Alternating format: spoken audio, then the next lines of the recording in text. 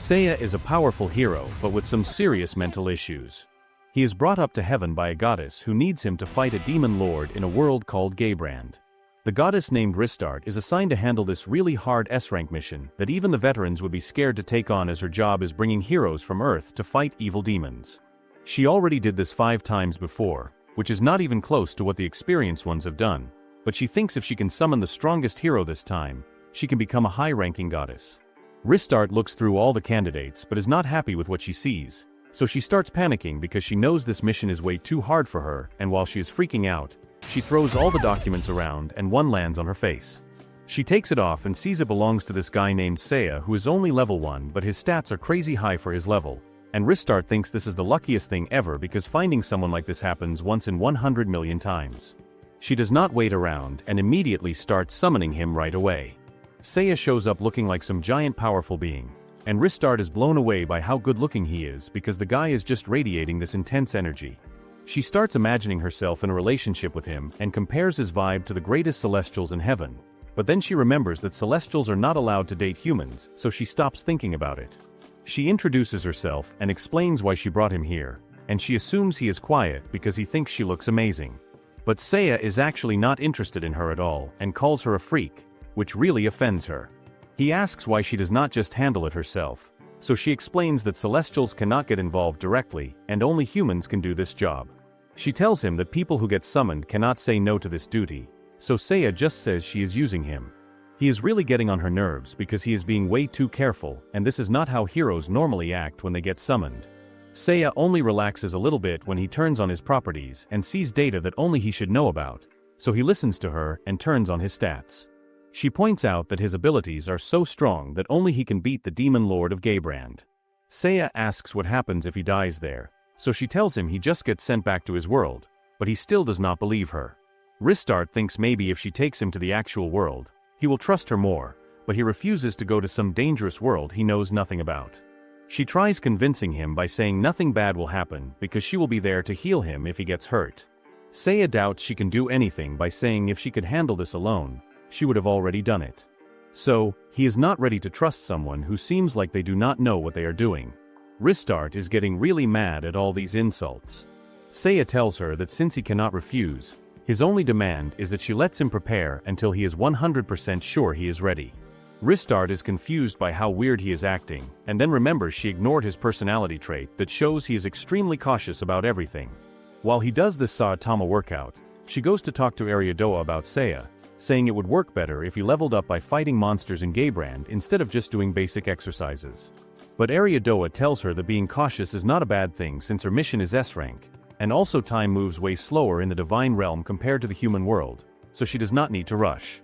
The goddess of Seal suggests that Ristart should help him out by giving him basic stuff and food, and hints that she should treat him like a friend so maybe he will open up more and stop insulting her. She takes the advice and brings Seiya some Japanese food. But he refuses to take food from a stranger and tells her to eat one first in case it has poison in it, so she eats it to show the food is fine. But he thinks the poison might be the slow kind that takes time to work. She just ignores how dumb this is and makes a bathroom and a bed for him. She tells him his exercise is not going to boost his stats much, but she is fine with letting him do whatever he wants.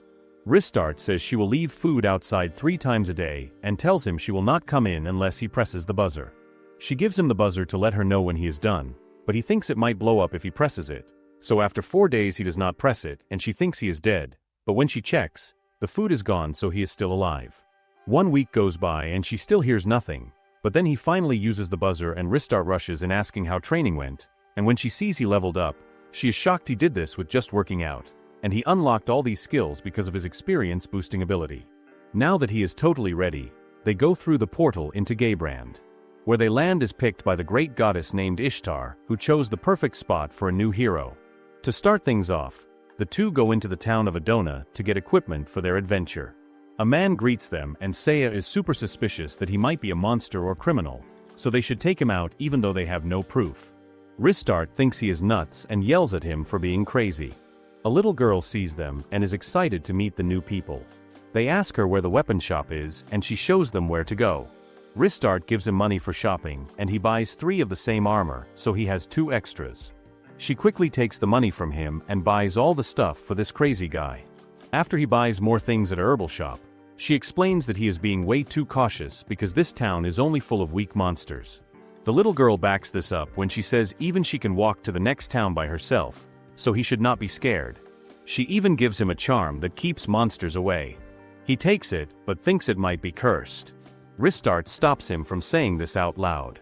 After that, the girl's father shows up and says sorry if his daughter bothered them because she is very energetic. With all that done, they finally go outside to fight some weak monsters. They spot an ugly slime and Ristardt tells him the creature is so weak that even a regular guy with a stick could beat it. But Seiya does not want to take chances, so he hits it with a boss level attack that destroys it completely, but he is not happy, thinking it might still be alive. So, he shoots a fire spell at it.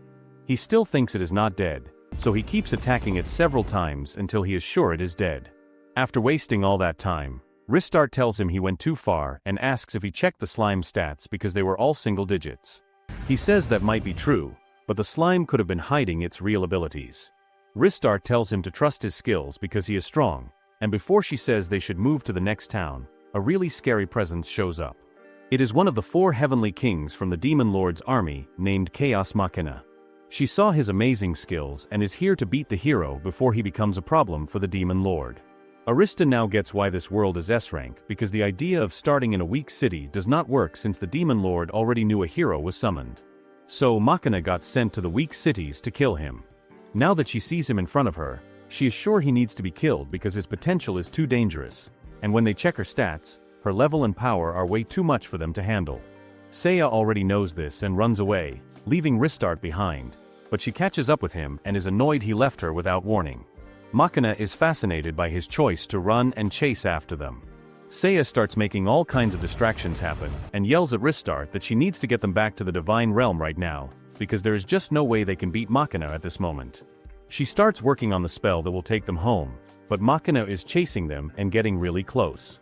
Seiya comes up with a quick idea and shoots fire to put something between them and Makina, and this lets both of them get away without getting hurt at all.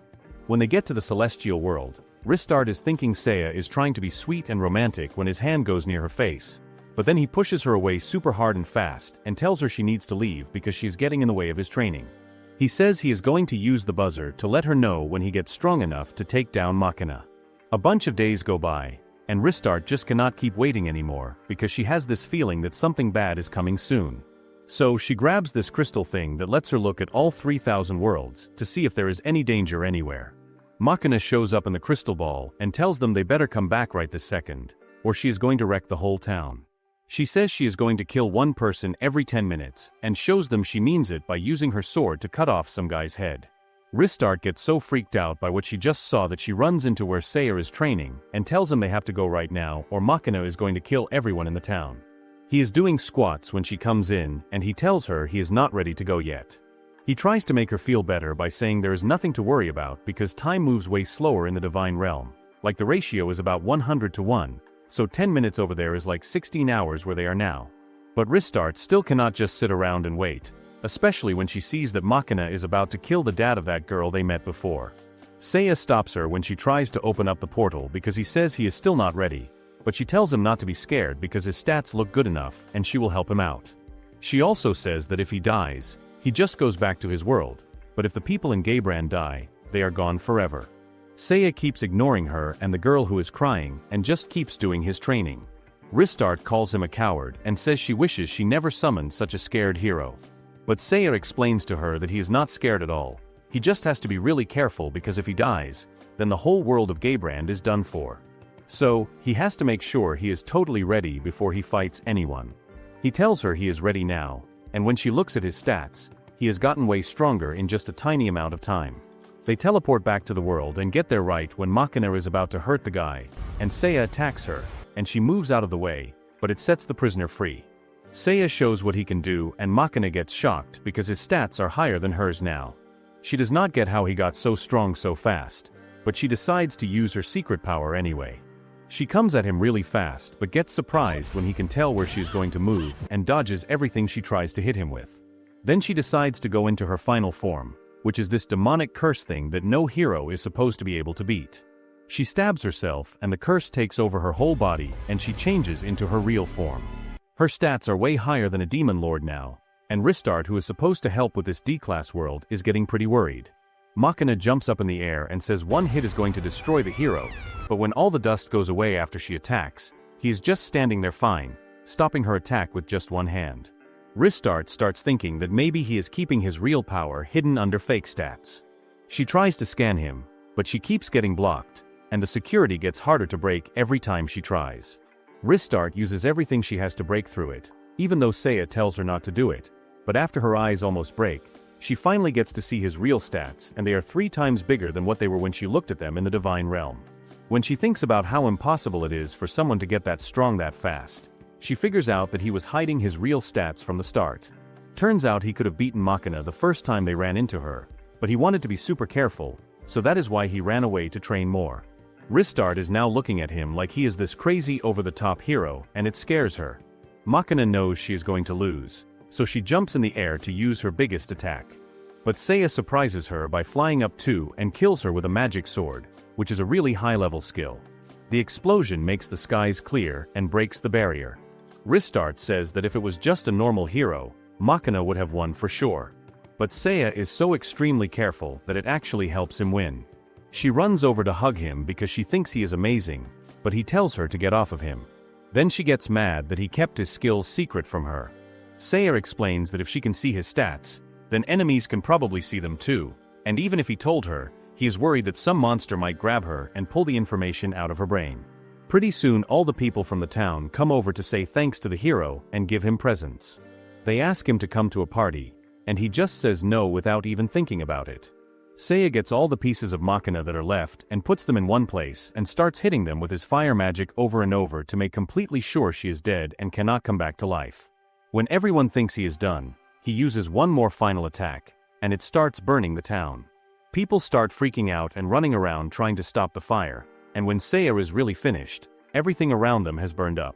The mayor begs him to leave, and now the people hate him, so he thinks they are being ungrateful. The man and his daughter come up to them and thank him for saving the town. He gives Seiya some money, and Seiya takes it without feeling bad, but then he sees it is not enough money, so he tells the man to give him everything he has. Ristart is not happy that he went from being a hero to acting like a thief. The girl calls him a sick man with a good heart before they say goodbye. Ristart is ready to go to the next town so they can get better equipment, and Seiya thinks that sounds like a good plan. He thinks it would be smarter if they go back to the Divine Realm to work out instead, because the Demon Lord is going to send tougher enemies once they find out about Makina being dead. He asks her why she cannot just make him a weapon like she made him that bed, so she explains that the stuff she makes is not allowed to leave the Divine Realm. Celestials are not supposed to help humans too much. We find out that he kept the charm the girl gave him, even though he thinks it is a curse that brings monsters to him. He says this actually works out good for him, but Ristart thinks he kept it because it was a gift from the girl. Ristart talks to Ariadoa later on, and brings up how her hero just keeps working out even after he already took down one of the Demon King's generals.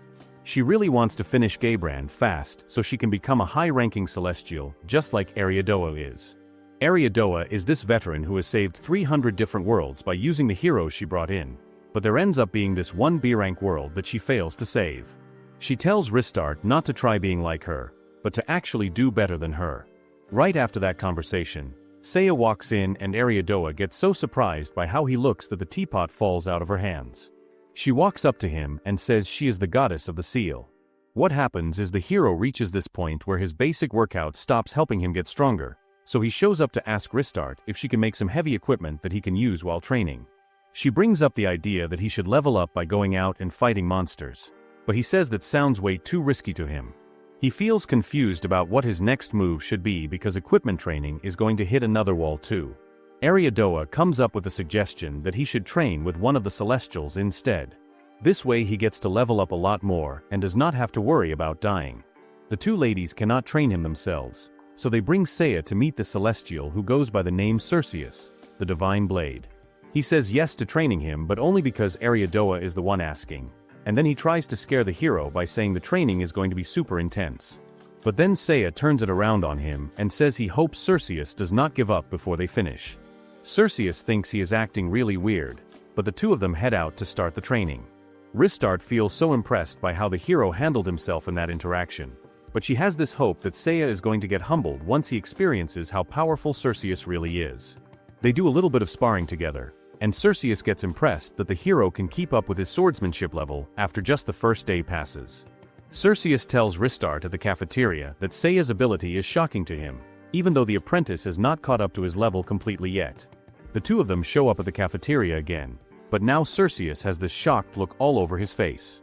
Ristart asks about how the training sessions are going, and she picks up on the fact that he keeps stumbling when he talks. Cerseus just cannot wrap his head around the fact that the hero gains a terrifying amount of power in only 2 days. He talks about his frustration and wishes it was not against the law to use his full power on a human, because he would totally do it just to win one single time. When day 3 comes around, Cerseus sits in the corner looking depressed with no food in front of him and only water. Ristart says hello to him and he acts all jittery and nervous. She asks if he lost some weight, and he says no to that. He will not give any real details about how the training is going and snaps at Ristart when she keeps trying to get more information out of him. He says sorry and then walks away looking extremely sad. Day 4 arrives and Ristart gets this idea to sneak a peek at the training by bringing food to Seiya. She heads to the kitchen to grab ingredients, but Cerseus is not at the cafeteria, so she thinks he must be resting because he looked sick the day before. While she grabs her ingredients, she gets shocked when she sees him hiding and looking really vulnerable. He tells her to keep her voice quiet and says that her hero is completely crazy. Cerseus told Seiya that they already trained enough and should stop. But Seiya keeps training without getting any rest or sleep, even after Cerseus says he already got 3 times stronger. Seiya will not stop until he becomes 100 times stronger, and now Cerseus is actually scared of the hero as he cries and complains to Ristart while hiding in his safe spot. Seiya shows up suddenly just like how Randy Orton does his RKO move, and he tells his trainer that break time has ended. Cerseus gets so scared to go back that he lies and says he is pretending to be a plant and has not finished doing that yet. But when Seiya says they have to go back and keep going with no break at all, Cerseus loses it and throws his sword into the sea while saying he never wants to look at swords again. Seiya does not care about his crying and just drags him away while Cerseus begs Ristart to help him. But before she can do anything, this legendary celestial named Ishtar summons her. During the meeting, Ishtar explains to her that Cerseus used to be a human swordsman before he got reincarnated as a celestial, and he does not remember his old life. But because Seiya makes these crazy demands, those weak human feelings start coming back, which is why he acts that way now. They switch topics to why Ristart got summoned in the first place. Ishtar says that the Demon Lord knows about their plan now, so he is going to send a really powerful enemy to the next town. Ishtar has this ability to see bits of the future, so she wants them to go to that town and save it because there are allies there who will be super important for the hero. Ristart does not waste a single second and goes to look for Seiya. She discovers him teaching Cerseus some MMA moves, and she cannot believe this is somehow part of their sword training. She tells him about the danger that is coming, and since he already got everything he can from Cerseus, he is totally ready for the mission now. The two of them teleport over to the town and start heading to the church to find these allies. Some of the people living in the town are running away because there is a zombie apocalypse happening, so they warn them not to go inside. The information comes out that fire and holy water work best against zombies, so they go to buy some holy water. Seiya wants 1,000 bottles just to be safe, but Ristart says 10 bottles will be plenty. They get to the church and the priest says he has been waiting for them to show up. He starts introducing the hero to the allies, and their names are Mash and Elyulu. They are Dragonkin descendants and they are going to help the hero beat the Demon Lord. But before the priest finishes talking, Seiya dumps an entire bottle of holy water on the priest's head and everyone gets offended that he would do something like that. The priest starts screaming because he is in pain, which shows that he is actually an undead who got his power from one of the 4 heavenly kings. His whole plan was to attack them when they were not expecting it. It turns out the guy is not even from this town, but only came here as a missionary a few days earlier. The 2 Dragonkin kids try to confront him, but they move too slow because Seiya already takes care of the threat before anyone even notices what happened. The zombie now lies on the floor in pieces like scattered Lego blocks. He tells everyone that an undead army of 10,000 zombies is coming to destroy all of them by the next morning. Now that he has all the information he was looking for, the hero gets ready to do his famous end of battle madness thing. So Ristart rushes to get the nun and the 2 kids out of there. She gets them out just in time before Seiya completely wrecks the whole place of worship. The sister passes out from seeing what happened, and after the 2 Dragonkin kids introduce themselves properly, Seiya pours holy water on both of them to make sure they are still who they say they are. He and Ristardt look at their new allies and check out their stats, which turn out to be pretty low. Seiya does not feel impressed at all, so he just tells them to leave and get lost. Mash feels offended when the hero says they are useless to him. Seiya stands firm on what he says and brings up the point that they fail to even notice the priest is a zombie, so having them around will not help him at all and they are just going to make things slower. Right when Mash is about to start fighting him, a whole group of soldiers shows up to check out the situation and they think the party is the one causing all the problems. The sister wakes up though and explains that based on what she remembers, the undead is the one who wrecks the church. She also tells them there are 10,000 zombies making their way toward the town right now. She points at the Celestial and the hero and calls them the ones who saved everyone, so the army leader who has a McDonald's hairline says sorry for being rude before. He begs the hero to fight together with them, but Seiya only says yes if they pay him money and put the payment agreement in writing. He tells the shocked leader to hang back with the reinforcement troops and protect the town. He plans to handle the 10,000 undead all by himself, since he does not need their charity at all. Ristardt tries to argue that getting more help in this kind of situation is always better, so he should take aid from the army and the Dragonkin, but he tells her that their help will not do much against that many enemies, and it becomes a waste for them to take casualties when he can handle it by using his new special move. He takes off flying and tells her to stay back as well, since he does not need her either, but she gets so offended by this that she asks for the blessing of flight and goes after him. When he sees her following him though, he speeds up and she cannot keep up with his pace. She gives up on chasing him, but the hero flies back to pick her up. She thinks this is some kind of romantic gesture, which is not the case at all, but she is stuck in her fantasy world. He tells her they are going to pick up speed, so she needs to hold on tight, and by the time they get to their destination, she looks like she caught 6 cases of the bird flu. They look down and see the army below them, so Seiya becomes like Madara for a moment and summons what he calls a meteor strike to wipe out the undead in one hit. Ristardt feels amazed that he comes up with such a move just from beating up Cerseus during training. She gets excited by this special attack because she believes he can launch it at the demon castle and end everything right there. He complains that he uses too much of his magic after he summons a second one to make completely sure the job gets done, but in reality he only uses up a tiny fraction of his magic. When they get back to the cabin, Elyulu comes in to report that Mash is nowhere to be found after the hero says he does not need them. She feels worried for him because he would have told her if he went back to his village. Ristardt tells her that he is probably fine since the hero already eliminates the zombie army. They go into Seiya's room to see if he can help them find Mash, and he keeps himself busy creating a platinum sword by synthesizing Ristardt's hair with a sword. She feels okay with him using her hair until he asks for 1,000 strands pulled from the roots. A woman interrupts them by bringing in a mirror that gets delivered by someone unknown. Seiya acts cautious of course, but they open the box anyway. They see that Mash gets captured and is being tortured by Death Magla, who is one of the 4 heavenly kings.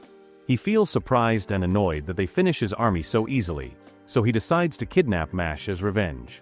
The boy feels happy that the hero manages to defeat the undead army and he accepts his death without any fear. The hero gets impressed with his courage and tells Mash that he will at least let him carry his bags. As Death Magla gets ready to finish him off, Seiya pulls out his sword and tells Ristardt to open a portal to the divine realm. The demon laughs because he does not see how the hero can attack him from such a far distance. But when Seiya swings his sword, Death Magla goes flying and he gets shocked by this. Seiya explains that his phantom sword can cut through the fabric of space and time itself. He quickly enters the other dimension with Ristardt and explains that they only have 10 seconds until Death Magla stops being confused and eventually eliminates Mash. That little bit of time translates to 15 minutes into the divine realm. So they need to find a way to get to Mash before time runs out on them. With that in mind, Ristardt goes to seek Ishtar's help. She helps them open a portal to where Mash is being held, and as soon as they arrive there, Seiya shoots a fire spell, which gives Ristardt the chance to save and heal Mash. While that is happening, Death Magla protects himself with black flames and summons a fire monster he has perfected after doing numerous experiments. Ristardt checks the monster's attribute and its defense is remarkable and immune to all weapon attacks, as well as most magic spells except ice magic. Death Magla feels so confident that he cannot lose that he explains exactly how to defeat his creature. They will need to change its attributes from fire to ice by disrupting its molecular structure and materializing it. Then after that, hit it with an attack greater than its defense. Seiya puts his sword away and tells his enemy that he already anticipates all of this despite him not knowing how to use ice magic. Death Magla activates a type of flame that will never go out until the target is dead, so this is basically a bootleg Amaterasu. Before the monster attacks, Seiya hits it with an oscillatory wave, which changes the monster's molecular structure. Death Magla does not expect the hero to have any melee skills since he is a swordsman, but since Seiya is very cautious, he trains hand-to-hand combat in case he would not be able to use his sword. He blocks the creature's attack with a fist and freezes it, which stuns Death Magla completely. Since both ice and fire magic cannot be used by the same person, it turns out that Seiya has a bracelet he synthesizes using the sister's hair, along with a bracelet and ice, allowing him to produce ice magic. He shows them that he has many more bracelets that utilize other elements too. Even though he does not have an attack stronger than its defense, the ice is weak against fire magic, so he enchants his sword with flames and thrusts it into the monster, which makes it shatter completely. They all feel amazed that he pulls such a thing off like that. Now that the monster gets defeated, it leaves Death Magla open and vulnerable, so Seiya finishes him off and does his usual over-the-top cleanup routine. Mash recovers later on, and Elyulu feels so happy to see him alive and doing well. He says thanks to the hero for saving his life. Seiya tells him not to worry about it and says they should join him on his journey by carrying his stuff around. Mash feels happy to do this and humbles himself while begging for the hero to take him on as an apprentice. After they sort that out, Mash tells his new master about the dragon's den that they need to visit so they can get a powerful weapon like the prophecy says. The story goes that 16 years ago, a dragon drops off 2 babies who will later help the hero beat the demon lord and save Gaybrand. Everything sounds good to Seiya, but he wants to go to the divine realm first before anything else. Before starting on the dragon's den journey, he brings his new companions to the realm of celestials so they can train and get stronger. Their first stop is looking for Cerseus, and they find him in the kitchen doing some baking because he is thinking about giving up the sword since swords are dangerous things. Ristarch gets stunned by the level of trauma Seiya causes to a mighty celestial like Cerseus, enough for him to pick up baking as his new hobby. Cerseus gets frightened when he thinks the hero wants more training sessions, but Seiya clears it up by saying he wants Mash to be trained instead of himself. Cerseus becomes excited after learning that the boy's stats are weak, so he quickly says yes to train Mash right away. Now it is time to look for someone to train Elyulu, so they visit Hestia, who is the so-called fire goddess, and she feels delighted to help the girl out. After dropping off the 2 kids, Seiya is now on the hunt for someone to train him personally. They bump into Valkyrie, who is the goddess of destruction, and she torments Ristarch for crashing into her before going on her way. Seiya likes the aura coming off from Valkyrie, so he suggests to Ristarch that she trains him, but before Ristarch can warn him about it being a bad idea because she is the mightiest goddess in the divine realm, the hero already picks a fight with her by addressing her very rudely. Before she can rip him apart, Ariadoa comes in and begs that she let him go for her sake. Valkyrie agrees after taking one look at Ariadoa's assets and then walks away. Ariadoa tells Seiya to be more thoughtful next time and then takes him to someone who can train him properly. They arrive at Adenila's place, who is the goddess of war, and people say she is better than Cerseus when it comes to military might. The woman acts a bit unhinged as she sits there in a dark room sharpening a sword. Seiya finds her disgusting, but she agrees to train him anyway. She demonstrates a move known as Eternal Sword, which is too fast for the eyes to see. The hero is able to follow it though. This is the skill she will teach him, so the 2 of them go on their way. After only 2 days of training, Seiya already knows how to use the technique, and Adenila has started to dress decently because it seems like she falls for the hero. Seiya is also teaching Mash about his mindset of being skeptical of everything around him, and after the final day of training, Mash thanks Cerseus for the lessons he gave. Not only has Mash increased in stats, but Cerseus gets over his fear of Seiya completely. Elyulu does not seem to have improved at all though. She is not able to learn magic, so the fire goddess tells Ristarch to encourage her to give it up. The group meets up again, ready to head to the dragon's den, but Seiya is waiting for Adenila to hand him something she prepared for him. She comes out looking like a completely different person, and she asks him to take her along on his adventure because she falls in love with him and wants to only be next to him. She presents him with a cake she bakes with love that took her 5 hours to make.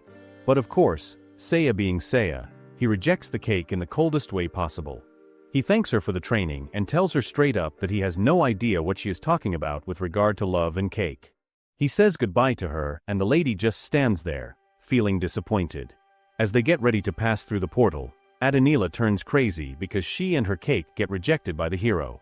The group arrives at Gaybrand and walks towards the location of the den. They spot a monster coming their way and Mash prepares to defeat it. It gets defeated by Seiya's Phoenix though, which automatically detects and attacks threats within a 50-meter radius. Elyulu and Mash are not given the chance to deal with any more monsters, since the Phoenix eliminates all beasts under level 30. Ristart gets impressed by his achievement and tries to know his current level, but she fails and her eyes get attacked by Seiya's security. He warns her never to look again, otherwise he will destroy her eyes and head. After getting some torches from the local store, they find the den through the glowing of Elyulu and Mash's hands. When they enter, their path gets blocked by a sealed door which requires Dragonkin to open it, but Seiya does not have time for that and pulls out his sword to destroy it using the new technique he learns from Adenila. They go inside expecting to see the weapon, but they get greeted by a voice who tells them to step into the magic circle, where they will be teleported to Dragon Village to receive the ultimate weapon. Seiya acts cautious and puts a lizard to be teleported first to see what will happen when it gets teleported and then sent back. He decides that it is safe enough, so they step inside and get teleported. They get welcomed by a lizard-looking man who takes them to their leader named Levi. The lizard man explains that the Dragon City can only be accessed by humans through the magic circle, despite it being in the same world. Mash wants to know why he and Elyulu look so different compared to them, so the guy explains that it is because the dragon blood is more prominent in the locals than the human blood. Even though the two of them look different, their dragon blood is still dominant, but they are special because of the destiny that waits for them. They get introduced to Levi later, who is the leader and mother of Dragon Village, and she introduces herself and tells them about their destiny of helping defeat the Demon Lord. Levi demonstrates the dragon transformation to Mash, explaining how this ability multiplies his power by 10, and if he keeps practicing consistently, he might eventually reach the Dragon God level. Elyulu gets all hyped up hearing about this transformation and wants to learn it too, but Levi breaks the news that she has a different path ahead of her, one that carries more weight. The plan involves Elyulu giving up her life to become Zacian, this incredibly powerful weapon. Everyone in the party starts objecting immediately, but Levi insists there is literally no alternative option available to them, explaining how the weapon only materializes when a female dragon who is born looking human sacrifices herself. She frames the whole thing as this prestigious honor and goes on about how jealous she feels that Elyulu gets to be the person who takes down the demon lord terrorizing everyone. The ceremony gets scheduled for later in the day. Walking through the streets after that meeting wraps up, Mash voices his worries about what is going to happen to Elyulu, and she admits feeling scared and uncertain, but at the same time, she finally feels like she can contribute something meaningful. Meanwhile, Seiya wanders off to some vendors selling these speed seeds that do not exist in the human world, where each individual seed boosts movement speed for 10 minutes, prompting him to purchase an entire bag full. His complete indifference toward Elyulu's situation and casual acceptance of her fate upsets her so much that she takes off running. The sacrifice ceremony kicks off with this massive celebratory feast, while Elyulu prepares herself. Drinks and cookies get passed around to the trio, with Seiya initially suspicious about accepting any, but Ristart convinces him to take one from the Dragon Kids, and he eventually does. Everyone's focus shifts to the platform where Elyulu will plunge into the Dragon Abyss, a place where the magic circle from the first Dragon Emperor will consume her flesh and blood, completing her transformation into a sword. Watching this unfold hits Mash hard with the brutal reality, making him want to rush up there and rescue his friend because the whole situation feels fundamentally wrong, but guards block his path. Seeing all the chaos Mash creates, Elyulu starts doubting her decision, but the guards standing with her shove her toward the edge despite her tears. The entire crowd goes absolutely wild, chanting and demanding the ritual continues. Out of nowhere, Seiya materializes on the platform and sends the guards flying with a kick. He tells Elyulu she should have realized from the start that he never supported this plan, pointing out the obvious issue that if she becomes a sword, he loses his bag carrier. Beyond that practical concern, he argues that transforming her into a weapon carries too much risk when nobody can guarantee it will actually kill the Demon Lord. Catching on to his reasoning, he makes a promise to Levi about finding an alternative solution that keeps their friend alive. This unexpected development does not sit well with the leader at all, who brands them as traitors working against the world's interests. Mash undergoes his transformation and sends two guards sprawling, but right before reaching Elyulu, his body locks up completely. Levi reveals her precautionary measures, having contaminated their food with whatever sketchy substance resembles P. Diddy's baby oil, affecting even Ristart. She commands the guards to toss Elyulu into the abyss, only to discover Seiya remains completely unaffected. The truth comes out that the hero faked eating those cookies, secretly throwing them up when nobody paid attention, staying true to his cautious nature. He maintains this strict policy of exclusively consuming food prepared by Ristardt, a detail that genuinely makes her feel appreciated.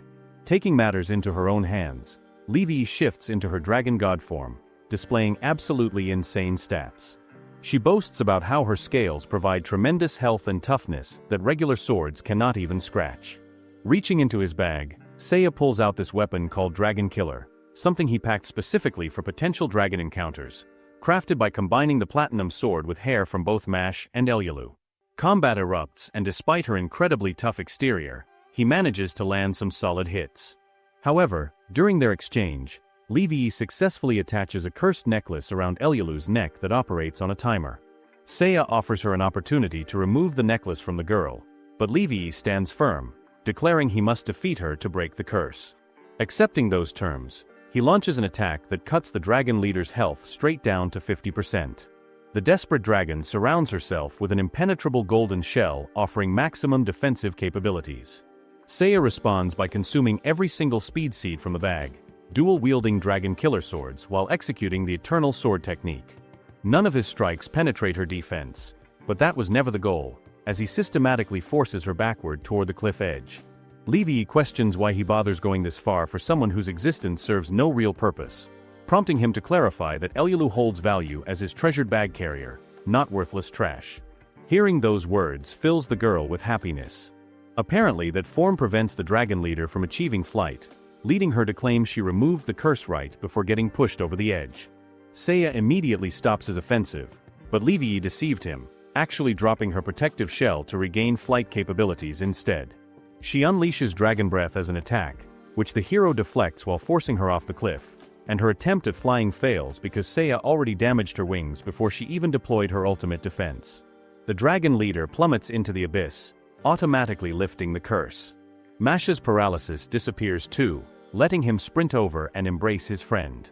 Worried citizens gather at the edge, concerned about their leader's fate, when suddenly a red sword emerges from the depths.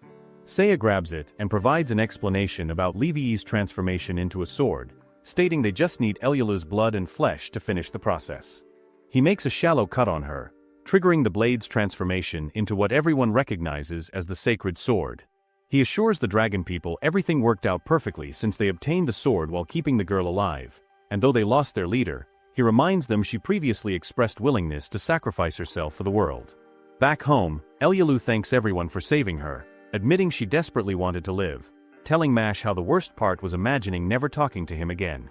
After the kids walk ahead, Ristardt calls out the hero's deception toward the dragon people, explaining the sword is not actually Exasian. Seiya's real move involved synthesizing his platinum sword as a convincing fake to satisfy the dragons. Given that only genuine Exasian can eliminate the demon lord, they face the challenge of discovering another method without requiring Elyulu's death. Approaching the cave opening, they notice city guards positioned in formation waiting for their arrival. In another location, two demonic figures express excitement about confronting the hero.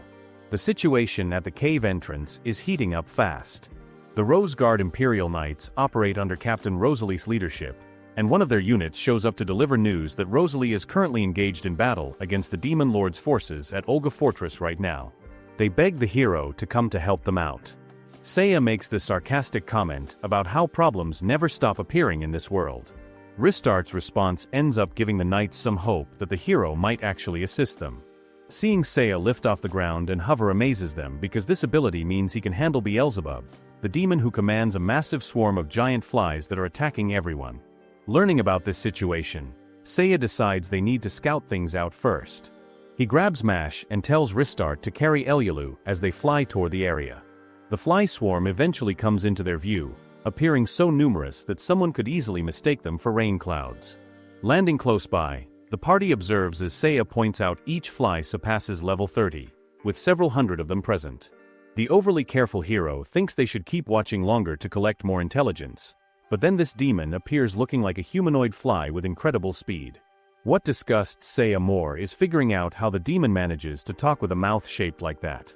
Rosalie commands her troops to shoot arrows at the monsters, but the creatures dodge effortlessly and grab the archers, dropping them from great heights to their deaths while Beelzebub finds this entertaining. Seiya realizes that Beelzebub avoids capturing the fortress on purpose because he wants to draw the hero out into the open. The party meets up with the defeated knights once the fighting stops. Rosalie gets super excited seeing the hero and the goddess arrive.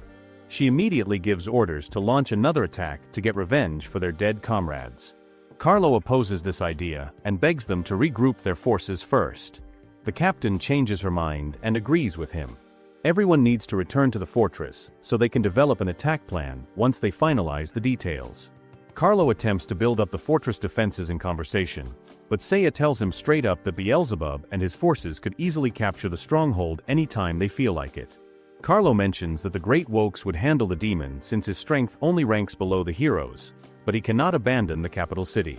The meeting starts with some advisors informing Rosalie that she cannot fight on the front lines because she stands next in line for the throne. She explains clearly that this exact reason makes it necessary for her to set an example through leadership. Seiya brings his excessive caution into the meeting by suggesting the enemy might be eavesdropping on their strategy discussion. Knights get ordered to search every part of the property and find nothing suspicious, but the hero dismisses Rosalie's plan about her and him leading the charge together. Seiya announces he requires 3 days of training before confronting the demon. The captain protests against this delay, but Ristar attempts to clarify that only an hour will pass in their time because he trains in the divine realm. This explanation triggers a massive argument between Seiya and Rosalie. The hero ends up slapping her multiple times to emphasize how reckless her plan sounds. He refuses to say sorry for hitting her and comments about how disappointing her stats appear compared to what he expects from Wokes' daughter. The hero departs for the divine realm with his party while the captain gets held back by others. As she screams out of pure anger, Ristar explains that Seiya finds Rosalie irritating because their approaches to handling situations are completely opposite. Ristar directs the cautious hero to Métis, the goddess of archery, so he can pick up some long-range combat techniques. He gets impressed watching her shoot 7 arrows in rapid succession, so fast they appear to fire simultaneously. The archery goddess assures him that no human possesses the capability to replicate such a feat after witnessing her demonstration. He agrees to let her train him. She wants to confirm that he can operate a magic bow properly. First, he asks Elielu for some guidance and demonstrates natural skill by hitting an apple from a distance on his very first attempt. Métis gets impressed and declares she is ready to start his training sessions. The Dragonkin wonder what their next move should be while the hero works on leveling up. Circia spots them hanging around and updates Ristar on how Adenila has gotten even more unhinged following Seiya's harsh rejection of her feelings. This worries Ristar enough that she goes to discuss it with Ariadoa. The higher goddess feels confident everything will turn out fine, despite her own attempts to settle Adenila failing completely. Mash starts complaining about not having anyone available to train him properly. Ariadoa picks up on the fact that both Mash and Elielu have dormant abilities waiting to be unlocked, so she volunteers to provide training that will activate these powers.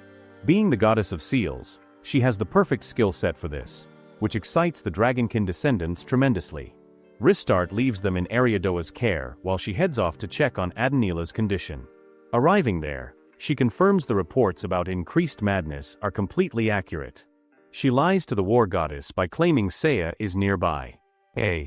After that visit wraps up, Ristar rushes over to warn the hero about avoiding any interaction with Adenila, but he informs her the warning comes too late since the war goddess is standing right behind her. Adenila pulls out her sword, ready to make Seiya suffer for his cruel words. She suddenly forgives him though when he starts petting her hair gently. Her affection for him actually grows stronger as he rudely dismisses her so he can get back to training. Métis observes this entire interaction while hiding in the bushes and bites into an apple in a really suspicious manner. Ristar returns to Ariadoa to report what just happened. The higher goddess brings her over to where the Dragonkin descendants are meditating and asks Mash to demonstrate the results from his brief training period. The young man transforms his arm into a dragon arm, and in this state, his attack power increases by several levels. Mash feels slightly disappointed when Ristar finds his hand creepy looking, even though she praises his hard work and effort. Elielu reveals her hidden talent by touching Mash and making him move in slow motion. The girl shows proficiency in support magic, particularly using the delay skill that slows down enemies. She can also cast haste, which speeds up her target's movements. Ariadoa offers the Dragon Duo chances for additional training whenever they come around next time. Ristardt starts feeling optimistic since Seiya's bow training is progressing smoothly as well. Ariadoa suddenly panics, hoping Métis is not the one instructing him. She calls Ristardt a fool while explaining that Métis is absolutely terrifying. The archery goddess was isolated deep in the divine forest because she has lewdly devoured every single hero who entered her reach. Males are forbidden from going near her by sacred taboo.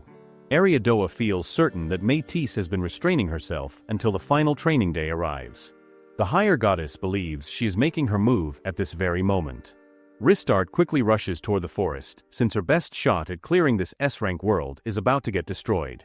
She arrives to find Seiya standing there, wondering why Métis hangs tied upside down in her natural form. The archery goddess wants him to fire a volley of 3 light arrows to free her as his final test. The cautious hero responds by shooting her head instead. This causes Métis to free herself and aggressively hunt Seiya down, but he stops her advance with 5 arrows that pin her body to a tree. The party wastes 0 time heading back to Gaybrand. Carlo informs them that Rosalie has gone to confront the demons by herself. They rush toward the nest and discover her attempting to climb it while using her special skill to keep the monsters at bay.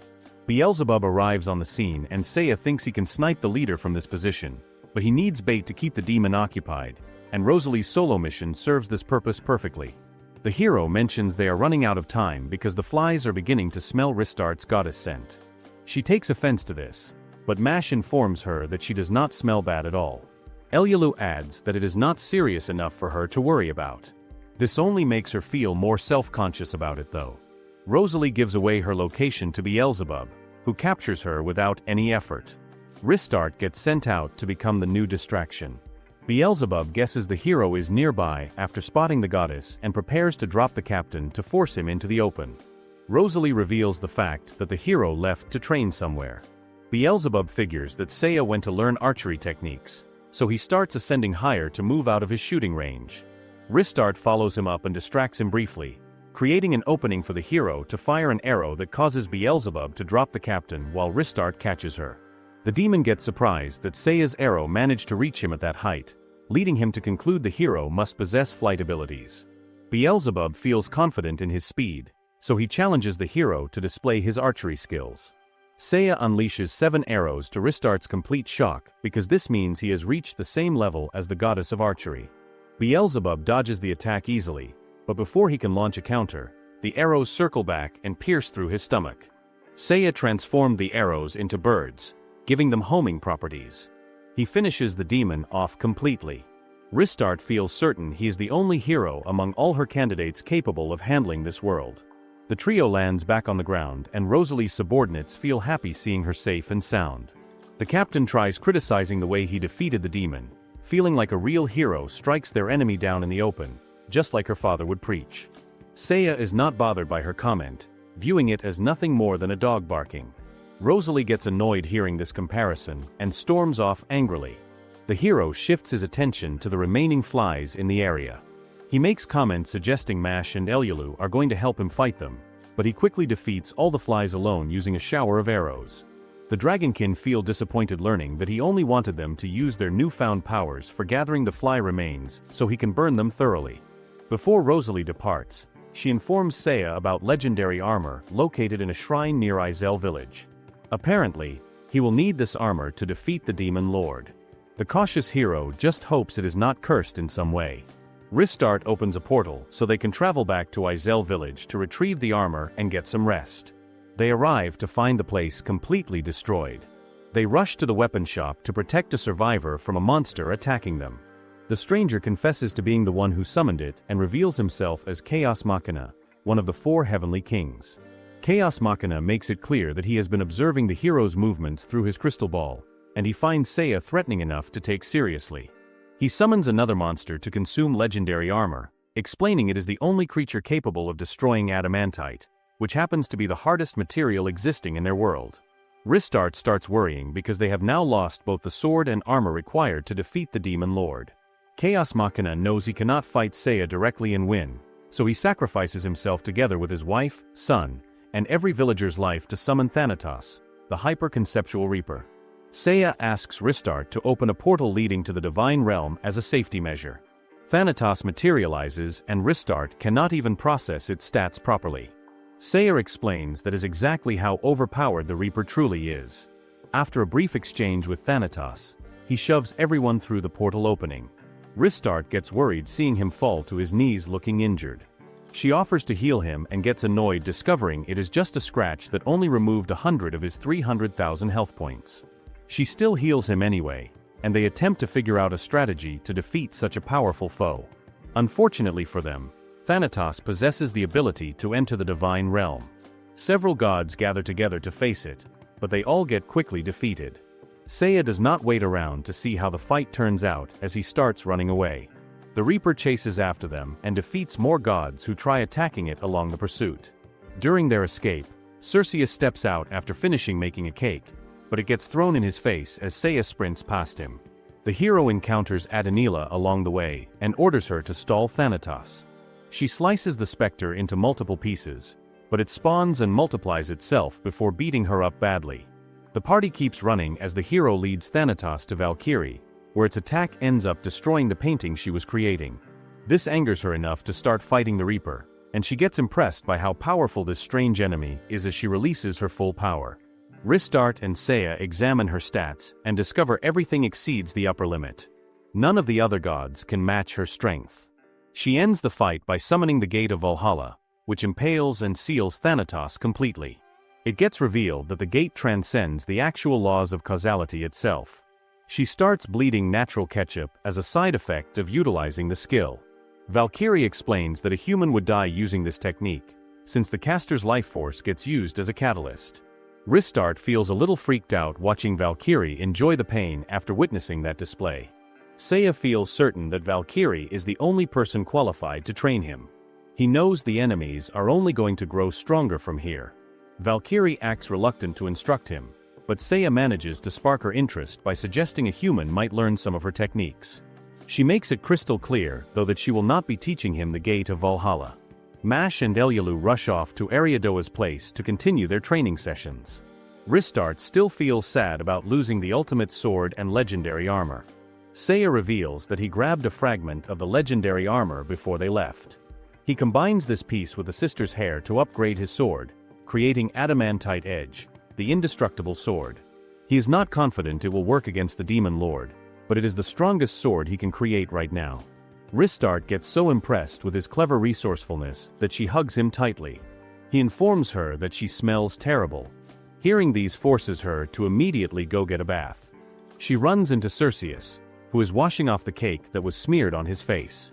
He also mentions that Ishtar wants to meet with her. She pauses her bath plans and rushes to see her boss. Ristardt feels relieved hearing this is not about the Reaper's infiltration into their realm. Ishtar informs her that the final member of the 4 Heavenly Kings is making their move and leading a massive army to destroy the capital city. She needs to return to Gaybrand as soon as possible, but Ishtar asks her to take a bath first before going. The following day arrives, and she heads to Ariadoa's place to pick up the Dragonkin. Ristardt tries hiding the fact that her skin's redness comes from her aggressive bathing session. She gets impressed with Mash's progress as he can now fully transform into a dragon form. Elyulu has also mastered superior versions of her spells. This gets her hyped up as they go to collect Seiya.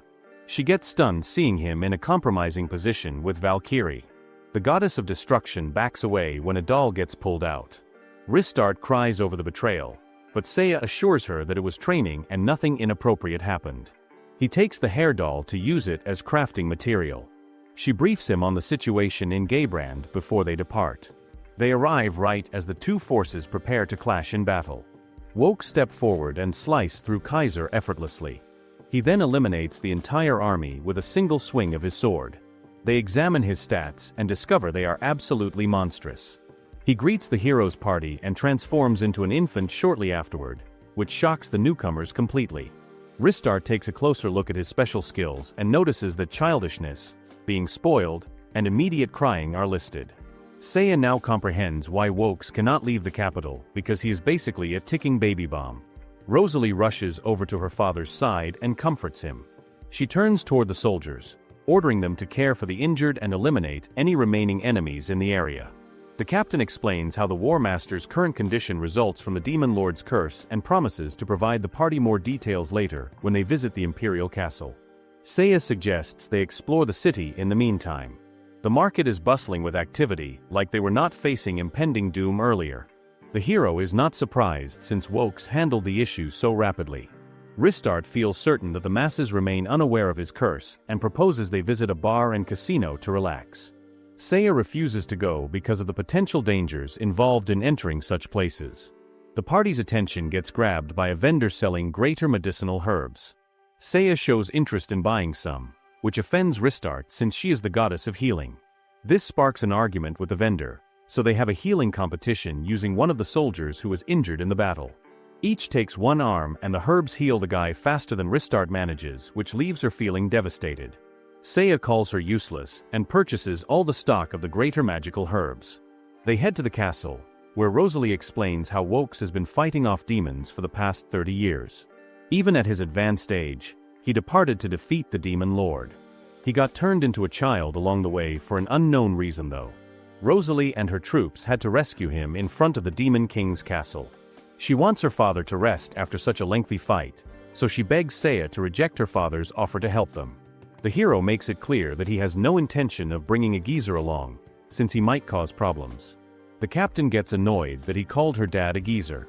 They meet up with Wokes when he returns to his normal form. He thanks them for coming and admits that he does not remember what happened after defeating the demons. Seiya bluntly tells him that he does not need his help, so he laughs it off and backs down. He offers to show Ristart their cathedral. Their meeting gets interrupted with an urgent report that the remaining Demon Lord's forces are attacking the capital. Seiya assures Wokes that he will handle it and tells him to show the goddess around the cathedral. Ristart feels frustrated about being left behind. She follows the king as he provides her information about their place of worship. He changes the topic when he remarks on how he knows that she is experiencing issues with the hero. She does not waste time and voices her annoyance at how Seiya makes a fool out of her. He tries to make her understand that people with extraordinary talent tend to act eccentric. The old man then proceeds to explain how the gods can live eternally because they have virtual souls implanted in their bodies. Their real souls are being stored in a room within the divine realm. If she were to die in this world, she would be fine because the real soul remains safe. The same principle applies to the hero, but he will return to his world if he loses his life because his soul stays back at his original world. Wokes tells her about a magical item called the Chain Destruction. If it gets used to breaking apart the virtual soul, it causes a chain reaction that also destroys the real soul. The goddess's worry only intensifies when the old man reveals that the Demon Lord has already created a chain destruction and attached it to the ultimate weapon. Wokes steps forward with a deity-slaying sword called God Eater. He informs the goddess that she is about to die and reveals how he became a worshipper of the Demon Lord. When he faced the Demon Lord's overwhelming power, he turned into a baby because it felt like a child submitting to his father. Ristart dodges the first attack, but she gets captured by the chains. She screams for help from Seiya as the finish blow approaches. Luckily, her cries get answered as the hero interrupts and rescues her. He lets her fall and kicks her away though as he is more concerned about fighting Wokes. Rosalie gets stunned learning that her father has aligned with the Demon Lord and begs for him to stop, but he tells her not to interfere, otherwise he will cut her down as well. Seiya reveals that his overly cautious nature led him to suspect that Wokes might be an enemy. The old man feels a little bitter that he could not be the hero, so eliminating the real one will bring him some satisfaction. Ristart warns Seiya about the soul-destroying properties of the sword, but he is not worried and feels confident that he will win. The War Master's old body starts failing, so he ingests the Demon Spirit Orb, which transforms him into a demon. He quickly adjusts to match Seiya's swordsmanship as they clash and he parries the attacks. The hero experiences a rocky moment as he removes a load of weighted rings from his arms. They proceed with an even more intense exchange, reaching the point where the goddess cannot follow their movements. Just as it appears like Seiya has the upper hand, Wokes gets accustomed to his attack pattern. Ristart asks Elyulu to cast her spell on the hero, but she informs her that she cast that before the fight started. The others get worried and prepare to interfere, but Seiya orders them to stay back. He squares up with Wokes for the final exchange. The hero's arm gets removed. The old man goes in for the finishing blow and gets stunned that Seiya can defend himself. The hero alerts Wokes that he too has lost his hand as it falls off. Seiya reveals that it is a Valkyrie technique that allows him to mirror back the damage his enemy inflicts on him. He continues his counter with a powerful thrust of his sword that knocks Wokes back, causing him to revert to his old age. Ristardt rushes over and reattaches his arm. Seiya asks her to also heal the crying Wokes. Rosalie wants to disown her father for what he has done, but Seiya encourages her to spend some time with him as it is his last moment. He slaps her when she tries being reluctant. The father and daughter share a heartwarming moment as Wokes apologizes for everything. Seiya loses consciousness, but in the meantime, the king's funeral gets held. The masses get told that he died of old age and Rosalie takes over the imperial throne. 3 days pass after the big fight ends, and Seiya finally wakes up and tells everyone they can go have a good time exploring the city now. Ristardt feels really excited about this, and so do the Dragonkin who are staying with them, so they all head out together to enjoy their day off. The goddess thinks it would be nice to go shopping for some new clothes first.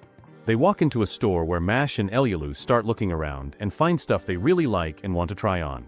While they are browsing through everything, Ristardt spots some bathing suits sitting on one of the shelves and points them out. Someone who works at the shop comes over and tells them the city has these special baths where guys and girls can all soak together in the same area. Hearing this makes the goddess start daydreaming about relaxing in those hot springs with Seiya sitting right next to her. She turns to the dragon and says they should definitely pick out some swimwear because they are obviously going to visit those baths while they are here.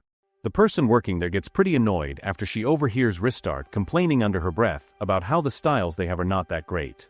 She walks over and shows the goddess some other swimsuit choices, and Ristardt decides to buy a bunch of them, including some men's ones that she really hopes Seiya will agree to put on. After finishing up at the clothing store, they go around buying other stuff they need and some food they can bring back to eat at the castle. When they finally get back to where they are staying, nobody is there and the place feels totally empty. Ristardt figures Seiya is probably still out shopping somewhere in the city, so they sit around waiting for him to come back. They wait for quite a while, but he never shows up, so they decide to go back out and start looking for him. They walk around to almost every shop and stall in the marketplace and ask if anyone has seen him or sold him anything. Not one single vendor remembers serving him or even seeing him around today. Now the three of them start getting really worried that maybe Seiya went off to fight the Demon Lord all by himself. Ristardt really hopes that is not what happened because he barely made it through the fight with Wokes last time. All of a sudden Ariadoa appears and comes down from the heavens with tears running down her cheeks, and she begs them to please come with her right now to see Ishtar. They get taken to this special room where time does not move forward at all and everything just stops. Ishtar says hello to them and makes it very clear that normally they would not be allowed to come to this place at all. There is this tree in the room with the souls of gods just hanging from its branches. Then Ishtar drops this huge bomb on them and says that Seiya actually did go to fight the Demon Lord without telling anyone or bringing them along. Everyone feels shocked when the top goddess tells them that the hero always thinks about keeping his friend safe before anything else. She goes through everything he has done up until now and explains how all of it was just to make sure nobody would die. The reason he did not want to do more training is because he already hit the maximum level for all his stats a while ago. He used his extreme fake-out skill to hide all of this from Ristardt, so she would not know. Ishtar pulls up his stats and shows them to her and mentions that he has been maxed out ever since the battle that happened in the Dragon Village.